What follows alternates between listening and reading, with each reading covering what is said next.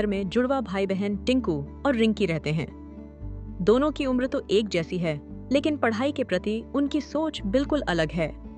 टिंकू पढ़ाई में कम रुचि लेता है और खेलकूद में ज्यादा समय बिताना पसंद करता है, जबकि रिंकी पढ़ाई को लेकर बहुत गंभीर और उत्साही है।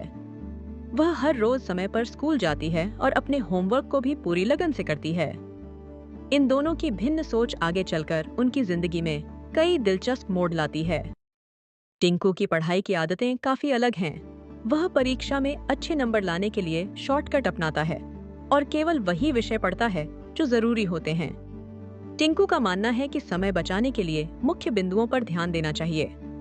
उसकी यह रणनीति उसे कम मेहनत में बेहतर परिणाम दिलाने में मदद करती है। हालांकि इससे उसकी गहरी समझ में कमी रह सकती है। रिंकी का ज्ञान के प्रति गहरा लगाव उसे अन्य छात्रों से अलग बनाता है।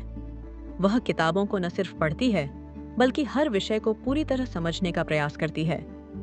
भले ही उसके परीक्षा में नंबर कम आते हैं, लेकिन उसकी समझ और जानकारी में कोई कमी नहीं होती। रिंकी के लिए सीखना सिर्फ अंक प्राप्त करने का माध्यम नहीं, बल्कि जिज्ञासा और आत्मविकास का रास्ता है। टिंकू के पिता ने उसके सामने एक शर्त रखी थी कि अगर वह अपनी परीक्षा में टॉप करेगा तो उसे एक नई साइकिल मिलेगी। टिंकू ने कड़ी मेहनत की और पूरे साल पढ़ाई में ध्यान लगाया। परिणाम आने पर उसने अपनी कक्षा में प्रथम स्थान प्राप्त किया। पिता ने अपनी बात निभाते हुए टिंकू को साइकिल दी, जिससे टिंकू बहुत खुश हुआ। यह घटना टिंकू के जीवन में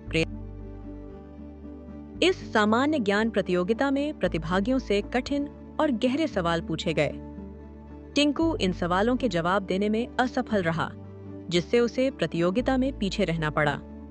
वहीं रिंकी ने अपने ज्ञान और समझदारी का परिचय देते हुए सभी सवालों के सही उत्तर दिए। उसकी उत्कृष्ट प्रदर्शन के कारण रिंकी विजेता घोषित हुई। यह प्रतियोगिता ज्ञान और तर्क शक्ति की परीक्षा थी, जिसमें रिंकी ने अपनी श्रेष्ठता साबित की। पढ़ाई का असली उद्देश्य केवल अच्छे नंबर लाना नहीं है, बल्कि सच्चा और गहरा ज्ञान अर्जित करना है। जब हम विषय को समझने और सीखने पर ध्यान देते हैं, तो सफलता स्वतः ही हमारे पास आ जाती है।